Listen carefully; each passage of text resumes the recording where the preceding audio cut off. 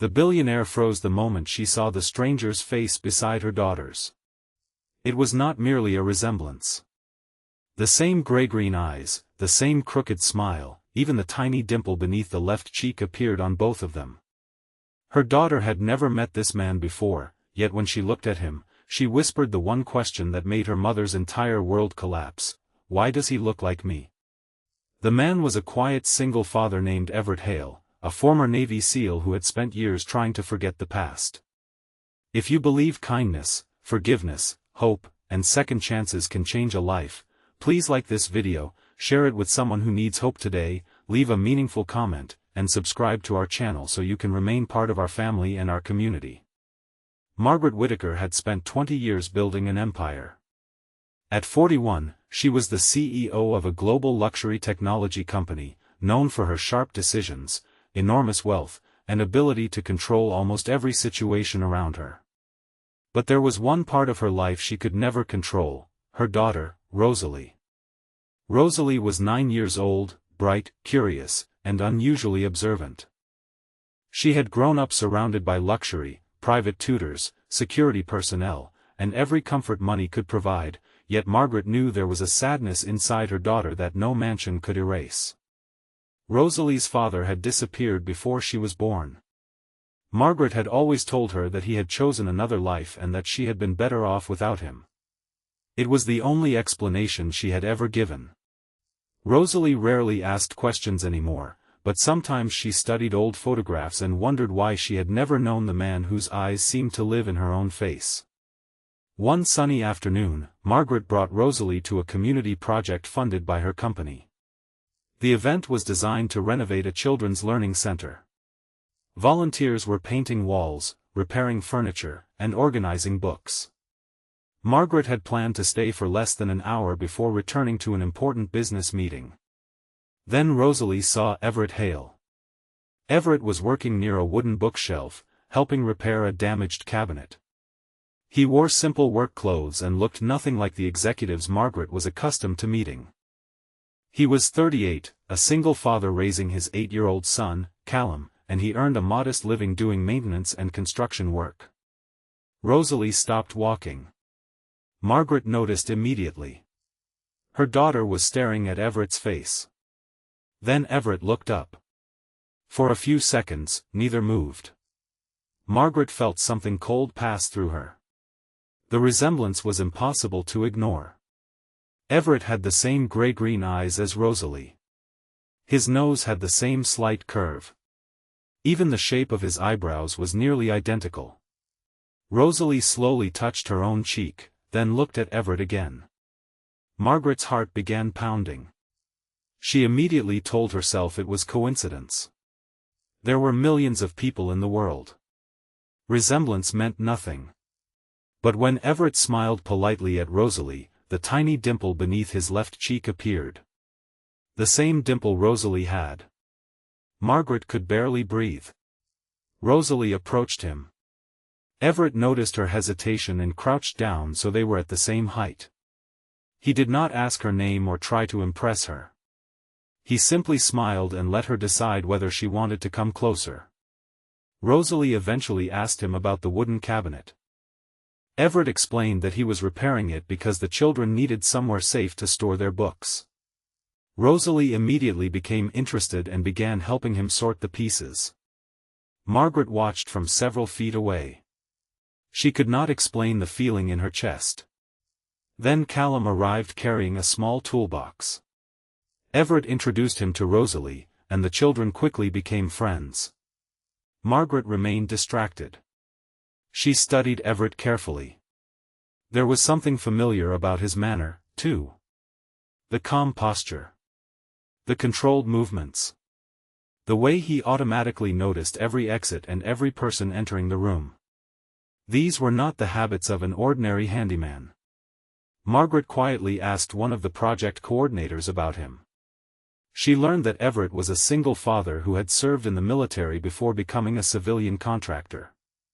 Later, she discovered the truth. Everett had been a Navy SEAL. Margaret was stunned. He had left the service several years earlier and rarely spoke about his military career. His record contained commendations for rescue operations and difficult missions, but Everett refused to discuss them publicly. He had returned home carrying memories he did not want his son to inherit. His marriage had ended after his return, and Callum had become his entire world. Margaret wanted to know more. But there was another question that mattered far more. Why did Rosalie look exactly like him?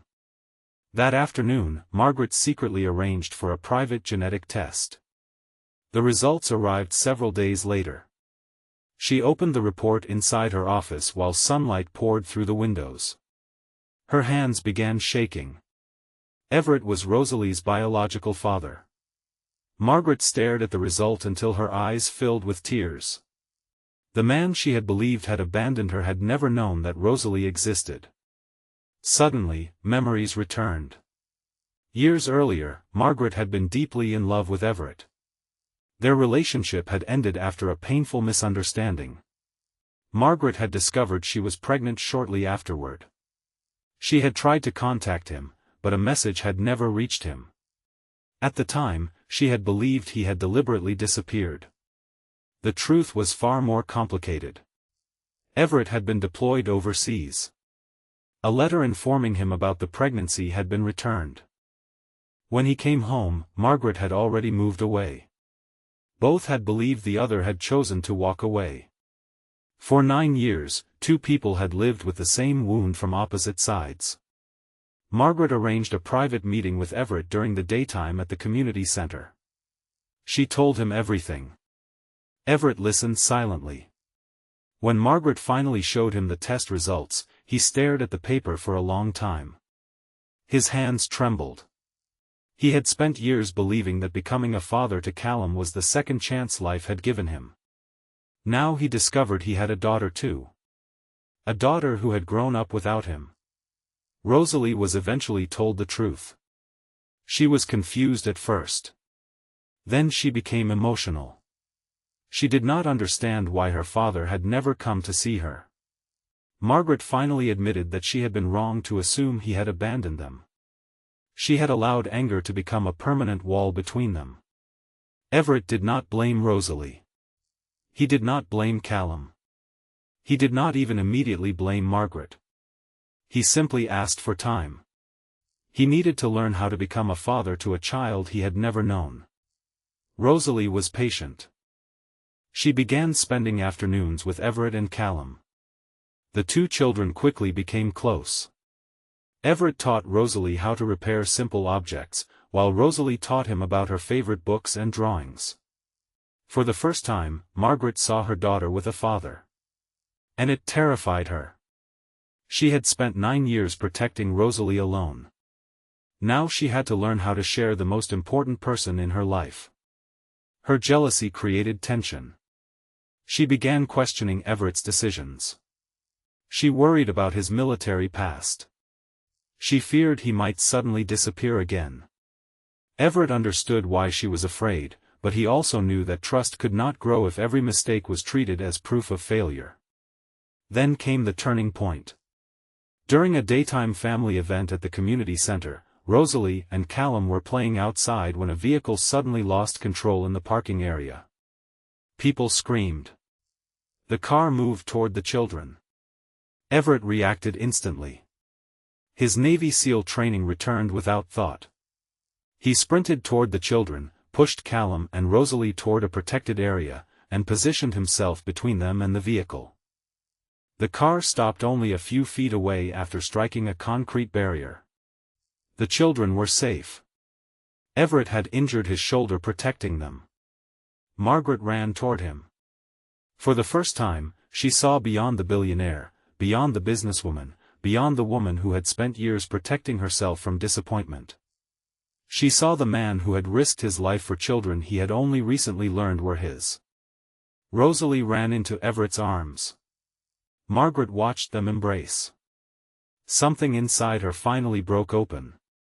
She realized she had been protecting herself from being hurt again, not protecting Rosalie. Everett had not stolen her daughter. He had given Rosalie something she had never known she was missing. A father. Margaret apologized to him. This time, there were no excuses. She admitted that she had spent years believing she was the only person capable of protecting Rosalie. Everett forgave her. Not because the past no longer mattered, but because he did not want the past to control their future. Their relationship did not become perfect overnight.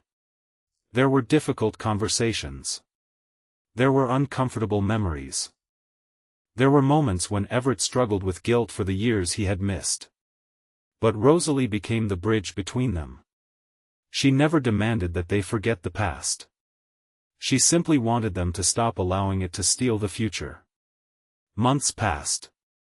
Everett became a regular part of Rosalie's life. He attended school events, helped with projects, and taught her practical skills. Callum and Rosalie became inseparable, often teasing each other like siblings. Margaret gradually changed too. She began delegating more at work. She spent more afternoons with her children. She stopped measuring success by the size of her company and started measuring it by the moments she almost missed before. One afternoon, Rosalie sat with Everett beneath a large oak tree in the community center garden. She held an old photograph of herself as a baby. Everett looked at the picture for a long time. He had tears in his eyes. Rosalie gently placed her hand over his. She did not need an explanation. She already knew he regretted every year he had missed. Everett had once been trained to enter dangerous places without hesitation. But becoming Rosalie's father required a different kind of courage. It required vulnerability. It required patience. It required admitting that he could not change the past. He could only show up for the future. Before we reach the ending, please leave a meaningful comment telling us what you believe Margaret and Everett should have done differently. Do you think love can survive years of misunderstanding, or does forgiveness become the only way to build a new beginning? Share your thoughts with our community, because someone reading your comment may be carrying a similar regret. Several years later, the community center opened a new children's wing funded by Margaret's foundation. The dedication ceremony took place beneath a bright afternoon sky. Rosalie stood beside Margaret, Everett, and Callum. She was older, more confident, and no longer haunted by questions about where she came from. She knew. She belonged to both of them. Margaret looked at Everett and smiled. The billionaire who once believed she could control every part of her life had finally learned that some of life's greatest gifts arrive only after control disappears. Everett had once been a Navy SEAL, trained to protect people under impossible circumstances. But his greatest mission was not military. It was learning how to become the father he had never been given the chance to be. Rosalie had spent 9 years wondering why she looked different from the man who raised her. Now she understood. She had his eyes. His smile. His stubbornness. And perhaps most importantly, his courage. Margaret realized something that afternoon. Sometimes the truth does not arrive to destroy a family. Sometimes it arrives to give a broken family the chance to become whole. Everett had not returned to their lives to erase the past. He had returned to help them write a better future. And Rosalie, the little girl who had once wondered why her reflection looked like a stranger, finally had an answer. She had never been missing half of herself. She had simply been waiting to meet the person who shared it. If this story touched your heart, please like this video, leave a meaningful comment, share it with someone who needs hope today, and subscribe to our channel so you never miss another emotional journey.